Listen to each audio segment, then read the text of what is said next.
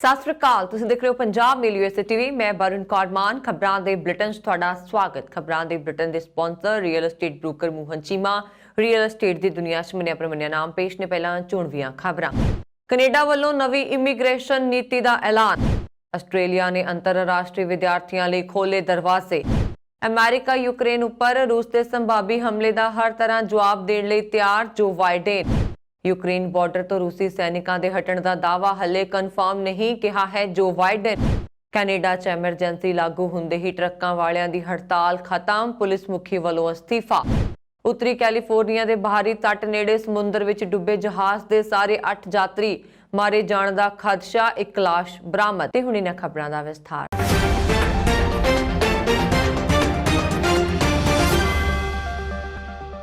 Canadian ਸਰਕਾਰ ਨੇ ਆਪਣੀ ਇਮੀਗ੍ਰੇਸ਼ਨ ਨੀਤੀ 2022 ਤੋਂ 24 ਤੱਕ ਦਾ ਐਲਾਨ ਕੀਤਾ। ਕੈਨੇਡਾ ਆਪਣੇ ਇਮੀਗ੍ਰੇਸ਼ਨ ਟੀਚਿਆਂ ਨੂੰ ਇੱਕ ਵਾਰ ਫਿਰ ਵਧਾ ਰਿਹਾ। ਆਉਣ ਵਾਲੇ 3 ਸਾਲਾਂ ਵਿੱਚ 2022 ਵਿੱਚ 4,31,645 ਸਥਾਈ ਨਿਵਾਸੀ, 2023 ਵਿੱਚ 4,47,055 ਸਥਾਈ ਨਿਵਾਸੀ, 2024 ਤੱਕ 4,51,000 ਸਥਾਈ ਨਿਵਾਸੀ ਹੋਣਗੇ। ਇਨ੍ਹਾਂ ਵਿੱਚ ਨਵੇਂ ਪ੍ਰਵਾਸੀ ਆਰਥਿਕ ਸ਼੍ਰੇਣੀ ਦੇ ਮਾਰਕਾਂ ਜਿਵੇਂ ਕਿ Express Entry, provincial nomination program ਅਤੇ temporary to permanent residency stream ਦੇ ਅਧੀਨ ਆਉਣਗੇ, ਜੋ 2021 ਵਿੱਚ ਉਪਲਬਧ ਸੀ। ਪ੍ਰੋਵਿੰਸ਼ੀਅਲ ਨੋਮੀਨੇਸ਼ਨ ਪ੍ਰੋਗਰਾਮ ਆਰਥਿਕ ਸ਼੍ਰੇਣੀ ਦੇ ਪ੍ਰਵਾਸੀਆਂ ਲਈ ਮੁੱਖ ਦਾਖਲਾ ਪ੍ਰੋਗਰਾਮ ਹੋਵੇਗਾ, ਜਿਸ ਵਿੱਚ immigration refugees and citizenship Canada 2022 ਵਿੱਚ PNP ਰਾਹੀਂ 83,500 ਨਵੇਂ ਆਏ ਲੋਕਾਂ ਨੂੰ ਲਿਆਉਣ ਦੀ ਕੋਸ਼ਿਸ਼ ਹੋਏਗੀ।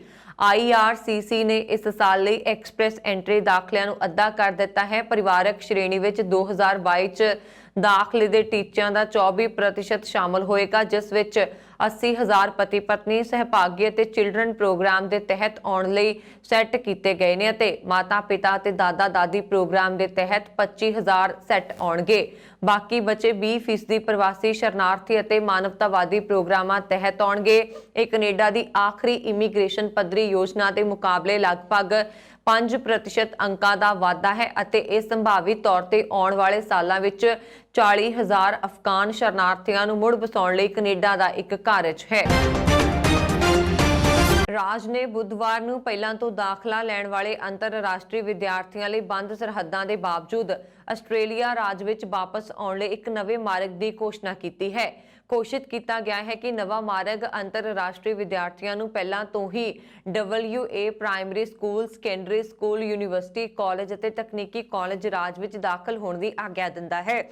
ਵਿਦਿਆਰਥੀ ਜਾਂ ਤਾਂ ਆਸਟ੍ਰੇਲੀਆਈ ਸਰਕਾਰ ਦੁਆਰਾ ਨਿਰਧਾਰਿਤ ਆਗਮਨ ਕੈਪ ਦੇ ਅੰਦਰ ਰਾਜ ਵਿੱਚ ਸਿੱਧੀ ਉਡਾਣ ਭਰ ਸਕਦੇ ਨੇ ਜਾਂ ਅਸਿੱਧੇ ਤੌਰ ਤੇ ਕਿਸੇ ਹੋਰ ਰਾਜ ਜਾਂ ਖੇਤਰ ਵਿੱਚੋਂ ਲੰਘ ਸਕਦੇ ਨੇ। ਵਿਦਿਆਰਥੀਆਂ ਨੂੰ ਰਵਾਨਗੀ ਤੋਂ ਪਹਿਲਾਂ 24 ਘੰਟਿਆਂ ਦੇ ਅੰਦਰ ਨਕਾਰਾਤਮਕ ਰੈਪਿਡ ਐਂਟੀਜਨ ਟੈਸਟ ਦੇ ਸਬੂਤ ਆਪਣੇ ਨਾਲ ਰੱਖਣੇ ਚਾਹੀਦੇ ਨੇ ਅਤੇ ਪਹੁੰਚਣ ਤੋਂ ਬਾਅਦ WA ਪੁਲਿਸ ਜਾਂ WA ਡਿਪਾਰਟਮੈਂਟ ਆਫ ਹੈਲਥ ਦੁਆਰਾ ਪ੍ਰਵਾਨਿਤ ਢੁਕਵੇਂ ਸਥਾਨ ਤੇ 7 ਦਿਨਾਂ ਲਈ ਅਲੱਗ ਰੱਖਣਾ ਹੋਏਗਾ। ਸਾਰੇ ਪਹੁੰਚਣ ਵਾਲੇ ਅੰਤਰਰਾਸ਼ਟਰੀ ਵਿਦਿਆਰਥੀਆਂ ਨੂੰ ਘੱਟੋ-ਘੱਟ 2 ਖੁਰਾਕਾਂ ਜਾਂ ਤੀਸਰੀ ਖੁਰਾਕ ਨਾਲ ਟੀਕਾਕਰਨ ਕੀਤਾ ਹੋਣਾ ਚਾਹੀਦਾ ਹੈ। ਉਹਨਾਂ ਨੂੰ ਪਹੁੰਚਣ ਦੇ 24 ਘੰਟਿਆਂ ਦੇ ਅੰਦਰ RAT ਜਾਂ PCR ਟੈਸਟ ਵੀ ਕਰਵਾਉਣਾ ਹੋਏਗਾ ਤੇ ਜਾਂ ਤਾਂ 6ਵੇਂ ਦਿਨ PCR ਟੈਸਟ ਜਾਂ ਸਵੈ ਕੁਆਰੰਟਾਈਨ ਦੌਰਾਨ 7ਵੇਂ ਦਿਨ RAT ਟੈਸਟ ਕਰਵਾਉਣਾ ਹੋਏਗਾ। ਅੰਤਰਰਾਸ਼ਟਰੀ ਸਿੱਖਿਆ ਆਸਟ੍ਰੇਲੀਆ ਦੇ ਪ੍ਰਮੁੱਖ ਉਦਯੋਗਾਂ ਵਿੱਚੋਂ ਇੱਕ ਹੈ, ਪਰ ਇਸ ਸਾਲ ਦੇ ਸ਼ੁਰੂ ਵਿੱਚ WA ਦੇ ਅਧਿਕਾਰੀਆਂ ਨੇ COVID-19 ਸਾਵਧਾਨੀ ਸਿਹਤ ਸਲਾਹ ਕਰਨ ਵਿਦਿਆਰਥੀਆਂ ਨੂੰ ਵਾਪਸ ਜਾਣ ਦੀ ਆਗਿਆ ਦੇਣ ਤੋਂ ਇਨਕਾਰ ਕਰ ਦਿੱਤਾ। ਭਾਵੇਂ ਕੁਝ ਹੋਰ ਰਾਜ ਪਹਿਲਾਂ ਹੀ ਅੰਤਰਰਾਸ਼ਟਰੀ ਵਿਦਿਆਰਥੀਆਂ ਦਾ ਸਵਾਗਤ ਕਰ ਚੁੱਕੇ ਨੇ। ਨਵੇਂ ਮਾਰਗ ਦੇ ਤਹਿਤ 6,000 ਤੱਕ ਅੰਤਰਰਾਸ਼ਟਰੀ ਵਿਦਿਆਰਥੀਆਂ ਨੂੰ ਰਾਜ ਵਿੱਚ ਵਾਪਸ ਆਉਣ ਦੀ ਆਗਿਆ ਦਿੱਤੀ ਜਾਏਗੀ। WA ਦੇ ਪ੍ਰੀਮੀਅਰ ਮਾਰਕ ਮੈਕਗੋਵਨ ਨੇ ਕਿਹਾ ਕਿ ਅੰਤਰਰਾਸ਼ਟਰੀ ਵਿਦਿਆਰਥੀ ਪੱਛਮੀ ਆਸਟ੍ਰੇਲੀਆ ਦੇ ਭਾਈਚਾਰੇ ਦਾ ਇੱਕ ਮਹੱਤਵਪੂਰਨ ਹਿੱਸਾ ਨੇ। ਉਹ ਰਾਜ ਵਿੱਚ ਵਿਭਿੰਨਤਾ ਅਤੇ ਜੀਵਨਤਾ ਵਿੱਚ ਸਕਾਰਾਤਮਕ ਯੋਗਦਾਨ ਪਾ ਰਹੇ ਨੇ ਅਤੇ ਵੱਖ-ਵੱਖ ਉਦਯੋਗਾਂ ਵਿੱਚ ਸਥਾਨਕ ਨੌਕਰੀਆਂ ਦਾ ਸਮਰਥਨ ਕਰਦੇ ਨੇ। ਸਰਕਾਰ ਦੇ ਅਨੁਸਾਰ ਵਾਪਸ ਆਉਣ ਵਾਲੇ ਅੰਤਰਰਾਸ਼ਟਰੀ ਵਿਦਿਆਰਥੀਆਂ ਨੂੰ ਸਵੈ ਕੁਆਰੰਟਾਈਨ ਦੀ ਲਾਗਤ ਨੂੰ ਪੂਰਾ ਕਰਨ ਵਿੱਚ ਮਦਦ ਲਈ 2,000 ਆਸਟ੍ਰੇਲੀਅਨ ਡਾਲਰ ਦਾ ਭੁਗਤਾਨ ਵੀ ਮਿਲੇਗਾ। ਅਮਰੀਕਾ ਦੇ ਰਾਸ਼ਟਰਪਤੀ ਜੋ ਬਾਈਡਨ ਨੇ ਯੂਕਰੇਨ ਵਿਚਲੀ ਸਥਿਤੀ ਬਾਰੇ ਅਮਰੀਕੀਆਂ ਨੂੰ ਪਹਿਲੀ ਵਾਰ ਸੰਬੋਧਨ ਕਰਦਿਆਂ ਕਿਹਾ ਕਿ ਅਮਰੀਕਾ ਹਾਲਾਤ ਨਾਲ ਨਜਿੱਠਣ ਲਈ ਹਰ ਤਰ੍ਹਾਂ ਤਿਆਰ ਹੈ। ਯੂਕਰੇਨ ਵਿਚਲੇ ਘਟਨਾਕ੍ਰਮ ਬਾਰੇ ਦਿਨ ਭਰ ਜਾਰੀ ਰਹੀ ਗੱਲਬਾਤ ਦਰਮਿਆਨ ਰਾਸ਼ਟਰਪਤੀ ਨੇ ਵਾਈਟ ਹਾਊਸ ਤੋਂ ਆਪਣੇ ਸੰਬੋਧਨ ਵਿੱਚ ਕਿਹਾ, ਅਸੀਂ ਕੂਟਨੀਤਿਕ ਢੰਗ ਤਰੀਕੇ ਰਾਹੀਂ ਮਸਲੇ ਦਾ ਹੱਲ ਕੱਢਣ ਲਈ ਤਿਆਰ ਹਾਂ। ਇਸ ਦੇ ਨਾਲ ਹੀ ਅਸੀਂ ਯੂਕਰੇਨ ਉੱਪਰ ਰੂਸ ਦੇ ਸੰਭਾਵੀ ਹਮਲੇ ਦਾ ਨਿਰਣਾਇਕ ਜਵਾਬ ਦੇਣ ਲਈ ਵੀ ਤਿਆਰ ਹਾਂ। ਬਾਈਡਨ ਨੇ ਕਿਹਾ ਕਿ ਮਸਲੇ ਦਾ ਕੂਟਨੀਤਿਕ ਹੱਲ ਲੱਭਿਆ ਜਾ ਸਕਦਾ ਹੈ ਤੇ ਇਹ ਢੰਗ ਤਰੀਕਾ ਹੀ ਸਾਡੀਆਂ ਸੁਰੱਖਿਆ ਚਿੰਤਾਵਾਂ ਨੂੰ ਹੱਲ ਕਰਨ ਦਾ ਅਸਲ ਰਾਹ ਹੈ। ਬਾਈਡਨ ਨੇ ਕਿਹਾ, ਅਸੀਂ ਹਥਿਆਰਾਂ ਉੱਪਰ ਨਿਯੰਤਰਣ ਕਰਨ ਤੇ ਰਣਨੀਤਿਕ ਸਥਿਰਤਾ ਲਈ ਨਵੇਂ ਪਾਰਦਰਸ਼ੀ ਕਦਮ ਚੁੱਕ ਰਹੇ ਹਾਂ। ਇਹ ਨਵੇਂ ਮਾਪਦੰਡ ਰੂਸ ਤੇ ਨਾਟੋ ਦੋਨਾਂ ਉੱਪਰ ਲਾਗੂ ਹੋਣਗੇ। ਬਾਈਡਨ ਨੇ ਜ਼ੋਰ ਦੇ ਕੇ ਕਿਹਾ ਕਿ ਅਮਰੀਕਾ ਕਿਸੇ ਦੇਸ਼ ਦੀ ਪ੍ਰਭੂ ਸੱਤਾ ਬਰਕਰਾਰ ਰੱਖਣ ਤੇ ਉਸ ਵੱਲੋਂ ਕਿਸੇ ਵੀ ਨਾਲ ਜੁੜਨ ਦੇ ਅਧਿਕਾਰ ਸਮੇਤ ਬੁਨਿਆਦੀ ਸਿਧਾਂਤਾਂ ਦੀ ਕੁਰਬਾਨੀ ਕਰਨ ਲਈ ਤਿਆਰ ਨਹੀਂ ਹੈ, ਪਰ ਅਜੇ ਵੀ ਕੂਟਨੀਤਿਕ ਗੱਲਬਾਤ ਦੇ ਹਾਲਾਤ ਨੂੰ ਸੁਖਾਵਾਂ ਮੋੜ ਦੇਣ ਦੀ ਸੰਭਾਵਨਾ ਮੌਜੂਦ ਹੈ। ਬਾਈਡਨ ਵੱਲੋਂ ਸੰਬੋਧਨ ਕਰਨ ਤੋਂ ਪਹਿਲਾਂ ਰੂਸ ਦੇ ਰਾਸ਼ਟਰਪਤੀ ਵਲਾਦੀਮੀਰ ਪੁਤਿਨ ਨੇ ਅਜਿਹੇ ਸੰਕੇਤ ਦਿੱਤੇ ਸਨ ਜਿਸ ਤੋਂ ਰੂਸ ਦੁਆਰਾ ਯੂਕਰੇਨ ਉੱਪਰ ਹਮਲੇ ਦਾ ਖਦਸ਼ਾ ਪੈਦਾ ਹੋ ਗਿਆ। ਇੱਥੇ ਜ਼ਿਕਰਯੋਗ ਹੈ ਕਿ ਮਾਸਕੋ ਨੇ ਕਿਹਾ ਹੈ ਕਿ ਯੂਕਰੇਨ ਤੇ ਹੋਰ ਸਾਬਕਾ ਸੋਵੀਅਤ ਯੂਨੀਅਨ ਤੋਂ ਵੱਖ-ਵੱਖ ਦੇਸ਼ਾਂ ਨੂੰ ਨਾਟੋ ਦੇ ਫੌਜੀ ਗੱਠਜੋੜ ਵਿੱਚ ਸ਼ਾਮਲ ਨਹੀਂ ਹੋਣ ਦੇਗਾ।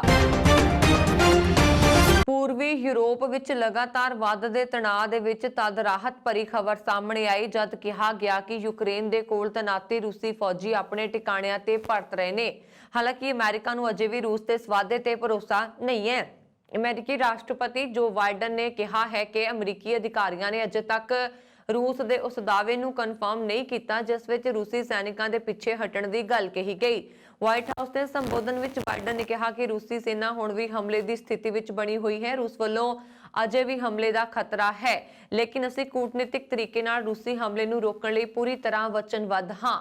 ਸਾਡਾ ਯੂਕਰੇਨ ਵਿੱਚ ਅਮਰੀਕੀ ਸੈਨਿਕਾਂ ਨੂੰ ਭੇਜਣ ਦਾ ਕੋਈ ਇਰਾਦਾ ਨਹੀਂ ਹੈ। ਹਾਲਾਂਕਿ ਅਸੀਂ ਸੰਭਾਵਤ ਹਮਲੇ ਨਾਲ ਨਿਪਟਣ ਲਈ ਯੂਕਰੇਨ ਨੂੰ ਸੈਨਿਕ ਉਪਕਰਣ ਅਤੇ ਟ੍ਰੇਨਿੰਗ ਦਿੱਤੀ ਹੈ। ਅਮਰੀਕੀ ਰਾਸ਼ਟਰਪਤੀ ਨੇ ਇੱਕ ਵਾਰ ਫੇਰ ਨਾਟੋ ਦੇਸ਼ਾਂ ਦੇ ਨਾਲ ਮਜ਼ਬੂਤੀ ਨਾਲ ਖੜੇ ਹੋਣ ਦੀ ਆਪਣੀ ਵਚਨਬੱਧਤਾ ਦੁਹਰਾਈ। ਬਾਈਡਨ ਨੇ ਕਿਹਾ ਕਿ ਅਮਰੀਕਾ ਨਾਟੋ ਦੇ ਇਲਾਕੇ ਵਿੱਚ ਮੌਜੂਦ 1-1 ਇੰਚ ਜ਼ਮੀਨ ਦੀ ਰੱਖਿਆ ਪੂਰੀ ਤਾਕਤ ਦੇ ਨਾਲ ਕਰੇਗਾ। ਇੱਕ ਨਾਟੋ ਦੇਸ਼ ਦੇ ਖਿਲਾਫ ਹਮਲਾ ਅਸੀਂ ਸਾਰਿਆਂ ਦੇ ਖਿਲਾਫ ਹਮਲਾ ਹੈ। ਬਾਈਡਨ ਨੇ ਕਿਹਾ ਕਿ ਰਾਸ਼ਟਰਾਂ ਨੂੰ ਖੁਦ ਮੁਖਤਿਆਰੀ ਅਤੇ ਖੇਤਰੀ ਅਖੰਡਤਾ ਦਾ ਅਧਿਕਾਰ ਹੈ। ਹਾਲਾਂਕਿ ਅਸੀਂ ਬੁਨਿਆਦੀ ਸਿਧਾਂਤਾਂ ਰਾਹੀਂ ਸਮਝੌਤਾ ਨਹੀਂ ਕਰਾਂਗੇ। ਰੂਸ ਨੂੰ ਅਮਰੀਕਾ, ਨਾਟੋ ਜਾਂ ਯੂਕਰੇਨ ਧਮਕੀ ਨਹੀਂ ਦੇ ਰਹੇ ਹਨ। ਤੁਸੀਂ ਸਾਡੇ ਦੁਸ਼ਮਣ ਨਹੀਂ ਹੋ ਅਤੇ ਮੈਨੂੰ ਭਰੋਸਾ ਹੈ ਕਿ ਆਪ ਵੀ ਯੂਕਰੇਨ ਖਿਲਾਫ ਵਿਨਾਸ਼ਕਾਰੀ ਯੁੱਧ ਨਹੀਂ ਚਾਹੁੰਦੇ ਹੋ। ਤਣਾਅ ਨੂੰ ਘੱਟ ਕਰਨ ਲਈ ਅਮਰੀਕੀ ਵਿਦੇਸ਼ ਮੰਤਰੀ ਬਲਿੰਕਨ ਨੇ ਵੀ ਮੰਗਲਵਾਰ ਨੂੰ ਰੂਸੀ ਵਿਦੇਸ਼ ਮੰਤਰੀ ਨਾਲ ਗੱਲਬਾਤ ਕੀਤੀ।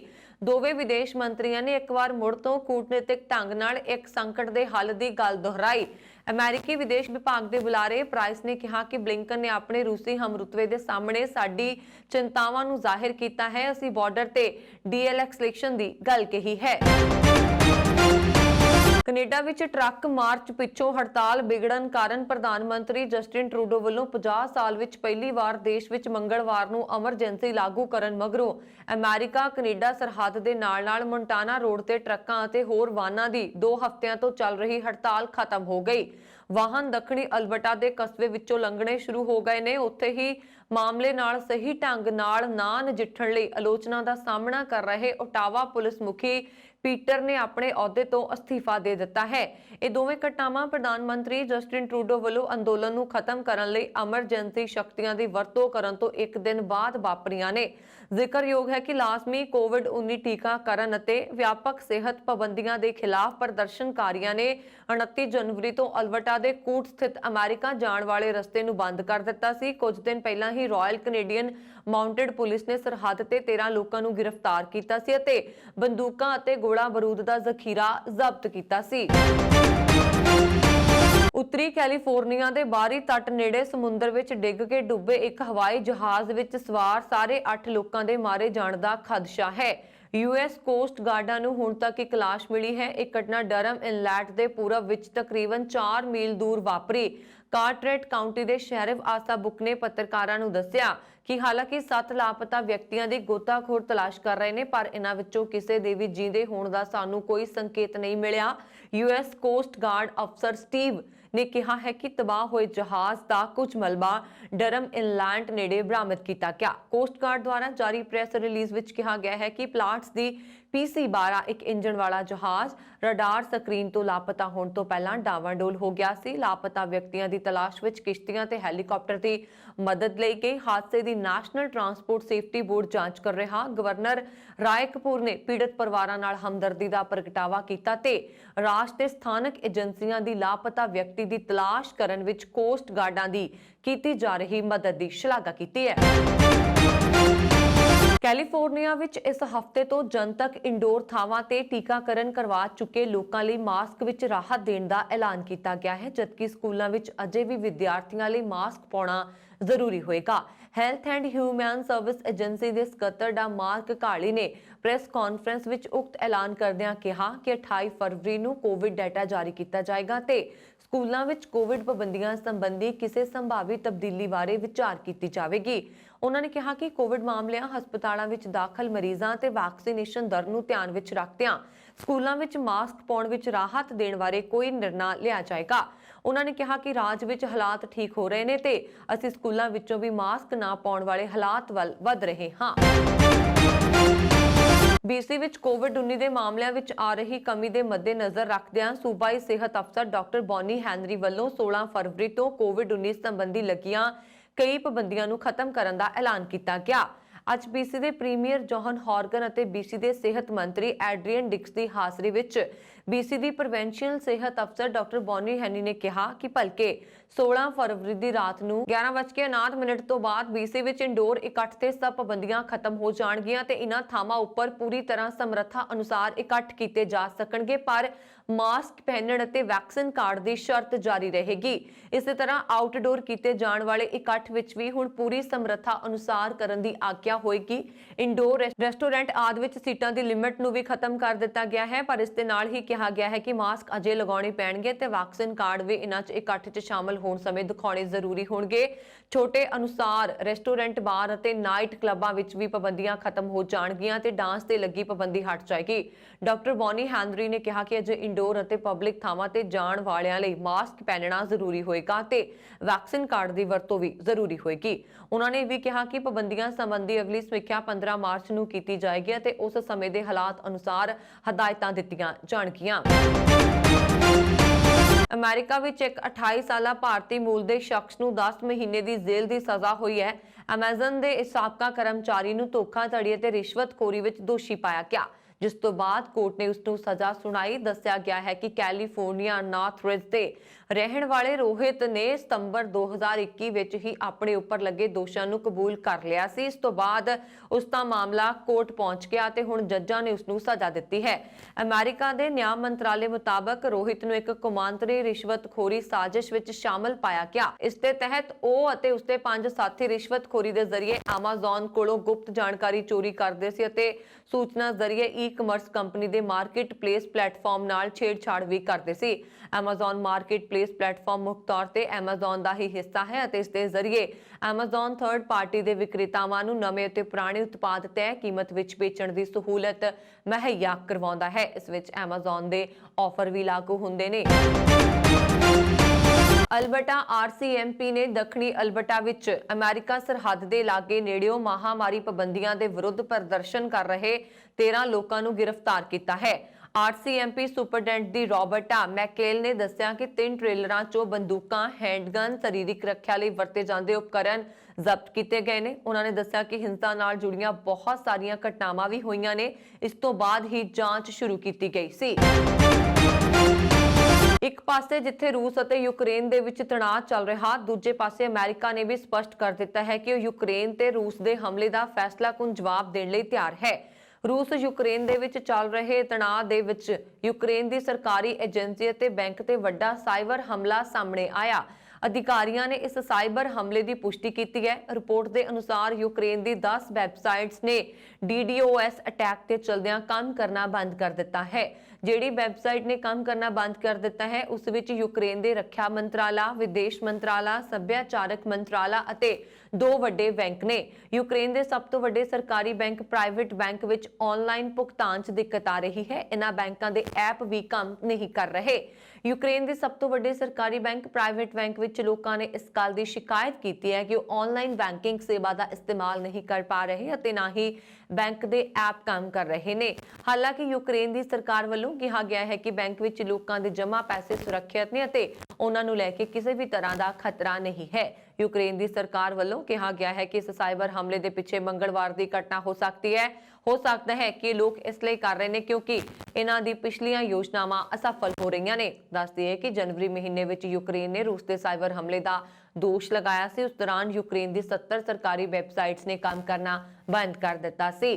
ਪਿਛਲੇ ਮਹੀਨੇ ਹੋਈ ਇਸ ਸਾਈਬਰ ਹਮਲੇ ਵਿੱਚ ਵੈਬਸਾਈਟ ਤੇ ਲਿਖਿਆ ਗਿਆ ਸੀ ਕਿ ਯੂਕਰੇਨ ਨੂੰ ਡਰਨਾ ਚਾਹੀਦਾ ਹੈ ਅਤੇ ਉਸ ਨੂੰ ਇਸ ਤੋਂ ਵੀ ਬਦਤਰ ਦੇ ਲਈ ਤਿਆਰ ਰਹਿਣਾ ਚਾਹੀਦਾ ਹੈ। ਭਾਰਤ ਨੇ ਆਪਣੇ ਨਾਗਰਿਕਾਂ ਨੂੰ ਅਸਥਾਈ ਤੌਰ ਤੇ ਯੂਕਰੇਨ ਛੱਡਣ ਦੀ ਸਲਾਹ ਦਿੱਤੀ। ਕੀਵ ਵਿੱਚ ਮੌਜੂਦ ਭਾਰਤੀ ਦੂਤਘਰ ਨੇ ਖਾਸ ਤੌਰ ਤੇ ਯੂਕਰੇਨ ਵਿੱਚ ਮੌਜੂਦ ਭਾਰਤੀ ਵਿਦਿਆਰਥੀਆਂ ਨੂੰ ਵਾਪਸ ਪਰਤਣ ਲਈ ਕਿਹਾ। ਇਹ ਸਲਾਹ ਯੂਕਰੇਨ ਤੇ ਰੂਸ ਵਿੱਚ ਜਾਰੀ ਤਣਾਅ ਦੇ ਯੁੱਧ ਵਿੱਚ ਬਦਲਣ ਦੀ ਸ਼ੰਕਾ ਕਾਰਨ ਦਿੱਤੀ ਗਈ। ਇਸ ਤਣਾਅ ਕਾਰਨ America, Britain, Norway, Japan, Latvia ਤੇ ਡੈਨਮਾਰਕ ਪਹਿਲਾਂ ਹੀ ਆਪਣੇ ਨਾਗਰਿਕਾਂ ਨੂੰ ਯੂਕਰੇਨ ਛੱਡਣ ਲਈ ਕਹਿ ਚੁੱਕੇ ਨੇ। ਦੱਸ ਦਈਏ ਕਿ ਯੂਕਰੇਨ ਵਿੱਚ 20,000 ਤੋਂ ਵੱਧ ਭਾਰਤੀ ਵਿਦਿਆਰਥੀ ਪੜ੍ਹ ਰਹੇ ਨੇ। ਦੂਜੇ ਪਾਸੇ ਦੇਸ਼ ਪਰਤਣ ਲਈ ਯੂਕਰੇਨ ਵਿੱਚ ਮੌਜੂਦ ਭਾਰਤੀ ਵਿਦਿਆਰਥੀਆਂ ਦਾ ਕਹਿਣਾ ਹੈ ਕਿ ਉਹ ਡਰੇ ਹੋਏ ਨੇ ਅਤੇ ਦੇਸ਼ ਪਰਤਣਾ ਚਾਹੁੰਦੇ ਨੇ। ਸਰਕਾਰ ਵੱਲੋਂ ਜਾਣਕਾਰੀ ਨਹੀਂ ਮਿਲ ਰਹੀ ਹੈ। ਫਲਾਈਟ ਦਾ ਕਿਰਾਇਆ ਵੀ 3 ਗੁਣਾ ਤੋਂ ਵੱਧ ਹੋ ਗਿਆ ਹੈ। ਵਿਦਿਆਰਥੀਆਂ ਨੇ ਦੱਸਿਆ ਕਿ 70,000 ਦਾ ਕਿਰਾਇਆ ਅਚਾਨਕ 2 ਲੱਖ ਦੇ ਲਗਭਗ ਪਹੁੰਚ ਗਿਆ। ਇਕੱਲੇ ਖਾਰਕਿਵ ਨੈਸ਼ਨਲ ਮੈਡੀਕਲ ਯੂਨੀਵਰਸਿਟੀ ਵਿੱਚ 2,000 ਵਿਦਿਆਰਥੀ ਨੇ। ਖਾਰਕਿਵ ਨੈਸ਼ਨਲ ਮੈਡੀਕਲ ਯੂਨੀਵਰਸਿਟੀ ਵਿੱਚ ਰੂਸ ਬਾਰਡਰ ਤੋਂ ਸਿਰਫ 35 ਕਿਲੋਮੀਟਰ ਦੂਰ ਹੈ। ਵਿਦਿਆਰਥੀਆਂ ਨੂੰ ਡਰ ਹੈ ਕਿ ਜੇਕਰ ਖੁੱਲ੍ਹ ਕੇ ਆਪਣੀ ਗੱਲ ਰੱਖਣਗੇ ਤਾਂ ਯੂਨੀਵਰਸਿਟੀ ਪ੍ਰਸ਼ਾਸਨ ਉਹਨਾਂ ਨੂੰ ਐਕਸਪੇਲ ਕਰ ਸਕਦਾ ਹੈ। ਵਿਦਿਆਰਥੀ ਕਾਫੀ ਪੈਸਾ ਖਰਚ ਕੇ ਇੱਥੇ ਦਾਖਲਾ ਲੈਂਦੇ ਨੇ। ਕੱਲ ਦੇ ਹਾਦਸੇ ਮਗਰੋਂ ਦੀਪ ਸਿੱਧੂ ਦੀ ਮ੍ਰਿਤਕ ਦੇਹ ਦਾ ਪੋਸਟਮਾਰਟਮ ਹੋਇਆ। 3 ਡਾਕਟਰਾਂ ਦੀ ਟੀਮ ਨੇ ਪੋਸਟਮਾਰਟਮ ਕੀਤਾ। ਪੋਸਟਮਾਰਟਮ ਦੀ ਪੂਰੀ ਵੀਡੀਓਗ੍ਰਾਫੀ ਕੀਤੀ ਗਈ। ਪੋਸਟਮਾਰਟਮ ਦੌਰਾਨ 2 DSP ਵੀ ਮੌਜੂਦ ਸਨ। ਇਸ ਦੇ ਨਾਲ ਹੀ ਪੁਲਿਸ ਨੇ FIR ਦਰਜ ਕਰ ਲਈ ਹੈ। ਪੁਲਿਸ ਨੇ ਧਾਰਾ 279, 304A, 337 ਤਹਿਤ ਕੇਸ ਦਰਜ ਕੀਤਾ। ਪੋਸਟਮਾਰਟਮ ਮਗਰੋਂ ਪੁਲਿਸ ਨੇ ਲਾਸ਼ ਵਾਰਸਾਂ ਹਵਾਲੇ ਕਰ ਦਿੱਤੀ। ਇਸ ਦੌਰਾਨ ਦੀਪ ਸਿੱਧੂ ਦੇ ਸਮਰਥਕਾਂ ਤੇ ਰਿਸ਼ਤੇਦਾਰਾਂ ਨੇ ਐਂਬੂਲੈਂਸ ਤੇ ਫੁੱਲਾਂ ਦੀ ਵਰਖਾ ਕੀਤੀ। ਪਰਿਵਾਰ ਤੇ ਸਮਰਥਕਾਂ ਨੇ ਦੀਪ ਸਿੱਧੂ ਜ਼ਿੰਦਾਬਾਦ ਦੇ ਨਾਅਰੇ ਲਗਾਏ। ਦੀਪ ਸਿੱਧੂ ਦੀ ਮ੍ਰਿਤਕ ਦੇਹ ਨੂੰ ਪੰਜਾਬ ਲਿਜਾਇਆ ਗਿਆ। ਪੰਜਾਬੀ ਅਦਾਕਾਰ ਦੀਪ ਸਿੱਧੂ ਦੀ ਮੰਗਲਵਾਰ ਰਾਤ ਸੜਕ ਹਾਦਸੇ ਵਿੱਚ ਮੌਤ ਹੋ ਗਈ। ਜਿਸ ਵੇਲੇ ਹਾਦਸਾ ਹੋਇਆ ਉਸ ਦੇ ਨਾਲ ਇੱਕ ਮਹਿਲਾ ਮਿੱਤਰ ਵੀ ਕਾਰ ਵਿੱਚ ਸੀ। ਫਿਲਹਾਲ ਉਹ ਹਸਪਤਾਲ ਵਿੱਚ ਹੈ ਤੇ ਉਸ ਦੀ ਹਾਲਤ ਠੀਕ ਦੱਸੀ ਜਾ ਰਹੀ। ਪ੍ਰਾਪਤ ਜਾਣਕਾਰੀ ਅਨੁਸਾਰ ਹਾਦਸਾ ਰਾਤ ਕਰੀਬ 9:03 ਤੇ ਹੋਇਆ। ਪੁਲਿਸ ਹਾਦਸੇ ਤੋਂ ਬਾਅਦ ਤੋਂ ਟਰੱਕ ਡਰਾਈਵਰ ਦੀ ਤਲਾਸ਼ ਕਰ ਰਹੀ ਹੈ।